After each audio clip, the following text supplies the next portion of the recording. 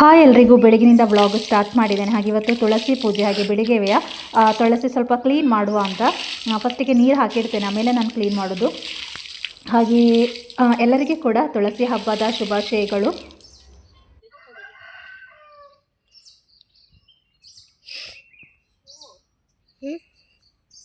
ಇವತ್ತು ತುಳಸಿ ಪೂಜೆಗೆ ತುಳಸಿ ಕ್ಲೀನ್ ಮಾಡುವ ಅಂತ. ಹೋದ ವರ್ಷ ಪೇಂಟ್ ಕೊಟ್ಟಿದ್ದೇನೆ, ಈ ಸಲ ಪೇಂಟ್ ಇಲ್ಲ ನನಗೆ.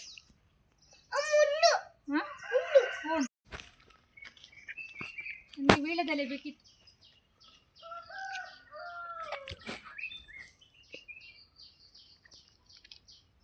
ಅಜೀರ್ಣ ಆದಾಗೆ ಆಗ್ತದೆ. ಅಜೀರ್ಣ ಆಗುವಾಗ ವೀಳ್ಯದೆಲೆ ತಿಂದರೆ ಕರೆಕ್ಟ್ ಆಗ್ತದೆ. ವೀಳ್ಯದೆಲೆ ಮಾತ್ರ ಎಲ್ಲ ಮೇಲೆ ಹೋಗಿದೆ, ಕೆಳಗಡೆ ತುಂಬ ಕೆಳಗಡೆ ಉಂಟು. ಅದು ತೆಗಿಲಿಕ್ಕೆ ಒಳ್ಳೆದಾಗೋದಿಲ್ಲ, ಏನಾದರೂ ಹರಿದಾಡ್ತಾ ಇರ್ತದಲ್ವಾ. ಮೇಲೆ ಹೋಗಿ ಮರ ಕತ್ತಿ ಯಾರು ತೆಗಿಯೋದು? ನೀವು ತೆಗೀರಿ.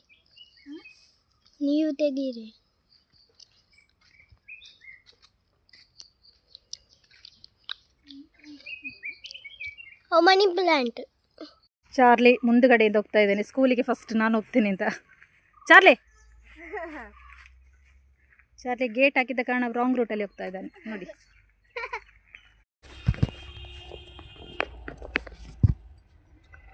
ಬಸ್ ಬಂತು, ಸ್ಕೂಲ್ ಬಸ್. ನಾನು ಕರ್ಕೊಂಡು ಹೋಗುವ.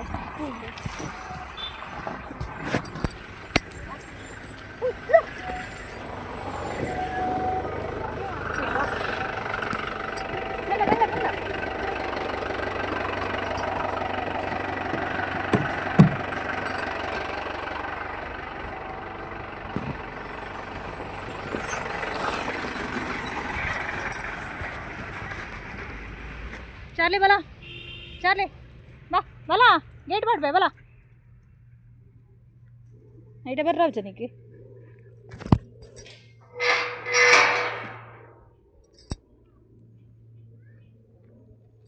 ನೀನು ಯಾಕೆ ಈ ಥರ ಕಳ್ಳನಾಗೆ ಮಾಡೋದು ಗೊತ್ತುಂಟಾ ಎಲ್ಲರಿಗೆ? ಚಾರ್ಲಿ ನಾನು ಅವರು ಸ್ಕೂಲಿಗೆ ಹೋದ ನಂತರ ಅವನನ್ನು ಸಂಕೋಲೆಯಲ್ಲಿ ಕಟ್ ಹಾಕ್ತೇನೆ, ಅದಕ್ಕೋಸ್ಕರ ಈ ಕಳ್ಳತನ. ಕಮನ್ ಚಾರ್ಲಿ ಬಲ. ನನಗಿವತ್ತು ತಿಂಡಿ ಬನ್ಸ್ ಮಂಗಳೂರು ಬನ್ಸ್ ಉಂಟಲ್ಲ ನನ್ನ ಹತ್ರ, ನಮ್ಮ ಮನೆಗೆ ಆದ ಬಾಳೆಹಣ್ಣಿತ್ತು. ಹಾಗೆ ನಾನು ಹೇಗೋ ಬಾಳೆಹಣ್ಣು ಉಂಟಲ್ಲ, ಬನ್ಸಿಗೆ ತುಂಬ ಬಾಳೆಹಣ್ಣು ಹಾಕಿದರೆ ಒಳ್ಳೆಯದಾಗ್ತದೆ. ಹಾಗೆ ನಂದು ಬಾಕಿ ಉಂಟು, ನಾನು ಯಾವಾಗಲೂ ಅವರು ಸ್ಕೂಲಿಗೆ ಹೋದ ನಂತರ ಮಾಡಿ ತಿನ್ನೋದು. ನನಗಿಷ್ಟ, ತುಂಬ ಇಷ್ಟ ಮಂಗಳೂರು ಬನ್ಸ್. ಮೈದಾದಲ್ಲಿ ಮಾಡಿದರೆ ಮಾತ್ರ ತುಂಬ ಒಳ್ಳೆಯದಾಗುವುದು. ಹೋಟೆಲ್ ಥರ ಮಾಡಬೇಕಾದ್ರೆ ಮೈದಾದಲ್ಲಿ ಮಾಡಬೇಕು. ನಾನಿವತ್ತು ಮೈದಾದಲ್ಲಿ ಮಾಡಿದ್ದೇನೆ. ಇವಾಗ ಮೊಬೈಲ್ ಓಪನ್ ಮಾಡುವಾಗ ಬರುವ ನ್ಯೂಸ್ ನೋಡುವಾಗಲೇ ಮನಸ್ಸಿಗೊಂಥರ ಬೇಸರ ಆಗೋದು. ಗಂಡ ಹೆಂಡತಿಯನ್ನು ಕೊಲ್ಲೋದು, ಹೆಂಡತಿ ಗಂಡನನ್ನು ಕೊಲ್ಲೋದು, ಇದೇ ನ್ಯೂಸ್ ಇವಾಗ ಜಾಸ್ತಿಯಾಗಿ ಬರೋದು. ಎಲ್ಲ ಕೊಲ್ಲುದೇ. ನಾನು ಹೇಳೋದು, ಸಾಯ್ಲಿಕ್ಕೆ ಆಸೆ ಇದ್ರೆ ಉಂಟಲ್ಲ, ಅವರವರು ಸಾಯ್ಬೇಕು, ಬೇರೆಯವರನ್ನ ಯಾಕೆಲ್ಲ ಕೊಂದು ಸಾಯ್ದಲ್ವಾ? ಈಗ ನನಗೆ ಸಾಯ್ಬೇಕಿದ್ರೆ ನಾನೊಬ್ಳು ಸಾಯ್ಬೇಕು. ಬೇರೆಯವರನ್ನು ಕೊಲ್ಲುವ ರೈಟ್ಸ್ ಯಾರಿಗೆ ಕೂಡ ಇಲ್ಲ, ಅದು ಹೆಂಡತಿ ಆಗಲಿ ಮಕ್ಕಳಾಗಲಿ ಯಾರೇ ಆಗಲಿ ಅಲ್ವಾ. ಹಾಗೆ ಇನ್ನಿನ್ನು ಮದುವೆ ಆಗಲಿಕ್ಕೆ ಕೂಡ ಜನರು ಹೆದರ್ಬೋದು. ಹೇಳಲಿಕ್ಕಾಗೋದಿಲ್ಲಲ್ಲ, ಯಾವಾಗ ಗಂಡ ಕೊಲ್ತಾನೆ, ಅಲ್ಲದಿದ್ದರೆ ಯಾವಾಗ ಹೆಂಡತಿ ಕೊಲ್ತಾಳೆ ಅಂತ. ಹಾಗೆ ಆಗಿದೆ ಅಲ್ವಾ. ಏನು ಹೇಳೋದು, ಹಣ ಎಲ್ಲದಕ್ಕೆ ಮೂಲ ಕಾರಣ. ಹುಡುಕುವಾಗ ಎಲ್ಲದಕ್ಕೆ ಮೂಲ ಕಾರಣವೇ ಹಣ. ಹಣಕ್ಕೆ ಬೇಕಾಗಿ ಈ ರೀತಿ ಎಲ್ಲ ಕೊಲೆ ಅದೆಲ್ಲ ಆಗ್ತದೆ ಅಂತ ನಾನು ಅಂದ್ಕೊಳ್ಳೋದಲ್ಲ, ಅದೇ ಮೇನ್ ರೀಸನ್ ಹಣ. ಹಣಕ್ಕೆ ಬೇಕಾಗಿ ಏನು ಮಾಡಲಿಕ್ಕೆ ಕೂಡ ಜನರು ಎಸುವುದಿಲ್ಲ ಇವಾಗ. ಒಟ್ಟಾರೆ ರಾಜಾರೋಷವಾಗಿ ಬದುಕಬೇಕು, ಒಬ್ಬರನ್ನು ಕೊಂದಾದರೂ ಪರವಾಗಿಲ್ಲ. ಹಾಗೆ ಮೊನ್ನೆ ಉಡುಪಿಯಲ್ಲಿ ಅಲ್ವಾ, ಅಜೇಕಾರಲ್ಲಿ ಆದ ಹೆಂಡತಿ ಗಂಡನನ್ನು ಕೊಂದದ್ದು. ಇವಾಗ ಬಿಗ್ ಬಾಸ್ ನೋಡಿದರೆ ಕೂಡ ಗೊತ್ತಾಗ್ತದೆ, ಯಾರು ನಿಯತ್ತಾಗಿ ಆಟ ಆಡ್ತಾರೋ, ಅಲ್ಲದಿದ್ದರೆ ಯಾರು ವಾಯ್ಸ್ ರೈಸ್ ಮಾಡೋದಿಲ್ವಾ. ಕೆಲವರು ವಾಯ್ಸ್ ರೈಸ್ ಮಾಡೋದಿಲ್ಲ, ಅವರ ಒಂದು ಹುಟ್ಟು ಗುಣವೇ ಹಾಗೆ ಇರ್ತದೆ. ಇರಲಿ, ಬಿಟ್ಟು ಬಿಡುವ ಗುಣ ಇರ್ತದೆ ಅಲ್ವಾ, ಅಂಥವನನ್ನು ಯಾರು ಮೈಂಡ್ ಕೂಡ ಮಾಡೋದಿಲ್ಲ. ಅವನು ಸೋಲುದು ಅಂತ ಲೆಕ್ಕ ಅದು. ಯಾರು ವಾಯ್ಸ್ ರೈಸ್ ಆಗಿ ಮಾತಾಡ್ತಾರೆ, ಅಲ್ಲದಿದ್ದರೆ ಯಾರು ತಪ್ಪಿನ ಹಾದಿಯಲ್ಲಿ ಹೋಗ್ತಾರೆ, ಅವರು ಮೇಲೆ ಬರ್ತಾರೆ ಬೇಗ.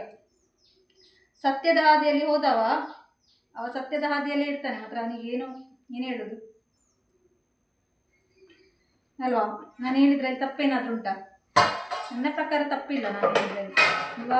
ಇವಾಗ ಹಾಗೆಯೇ ಮೇಲೆ ಬರುವವರಿದ್ದಾರಲ್ಲ, ಒಬ್ಬರನ್ನು ತುಳಿದು ಮೇಲೆ ಬರ್ತಾರೆ.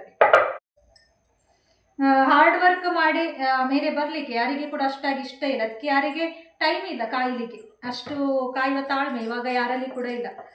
ಹೇಗಾದರೂ ಯಾರನ್ನಾದರೂ ಮೋಸ ಮಾಡಿ ಆದರೂ ನಾನು ಮೇಲೆ ಬರಬೇಕು ಎನ್ನುವ ಹಠ ಎಲ್ಲರಿಗೆ.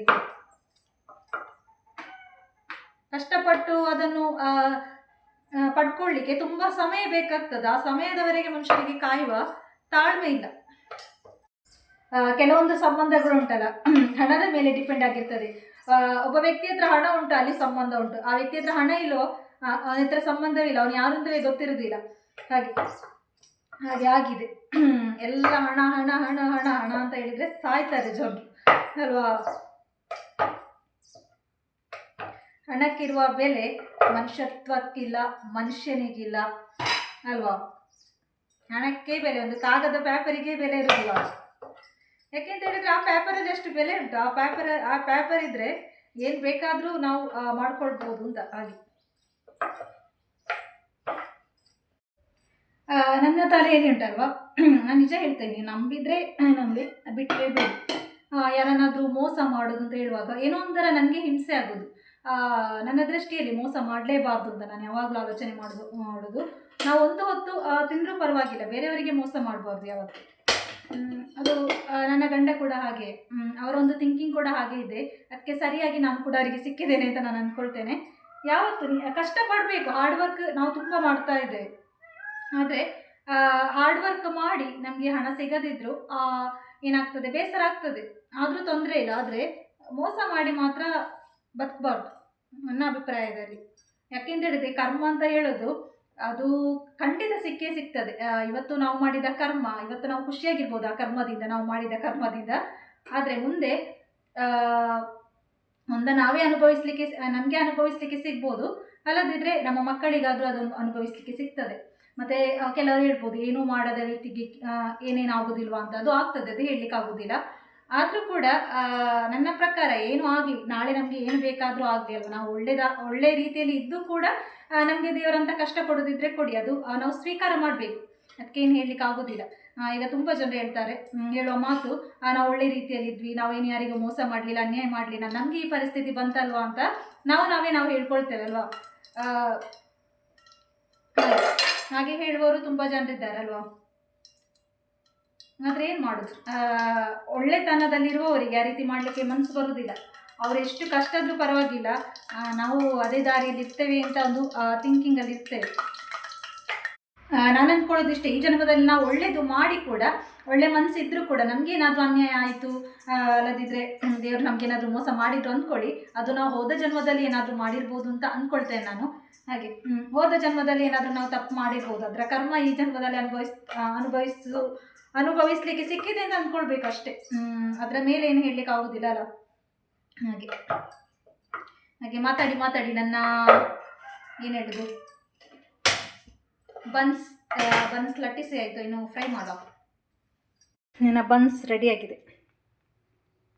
ಹಾಗೆ ಬನ್ಸ್ ಎಲ್ಲ ರೆಡಿ ಆಯಿತು, ನಾನು ತಿನ್ನೋದು. ಅದರ ನಂತರ ಸ್ವಲ್ಪ ಕೆಲಸ ಇದೆ, ತುಳಸಿ ಕಟ್ಟೆ ಕ್ಲೀನ್ ಮಾಡಲಿಕ್ಕಿದೆ. ಸಂಜೆ ತುಳಸಿ ಪೂಜೆ ಅಲ್ಲ, ತುಳಸಿ ಪೂಜೆದು ಆದರೆ ಹಾಕ್ತೇನೆ ವ್ಲಾಗ್, ನಾಳೆ ಅಥವಾ ನಾಡಿದ್ದು ನೋಡುವ. ಹಾಗೆ ವಿಡಿಯೋ ಇಷ್ಟ ಆದರೆ ಲೈಕ್ ಮಾಡಿ ಅಂತ ಹೇಳಿದರೆ ಕೂಡ ಯಾವಾಗಲೂ ಯಾರೆಲ್ಲ ಹಾಕ್ತಾರೆ ಅವರೇ ಹಾಕೋದು ನನಗೆ ಲೈಕ್.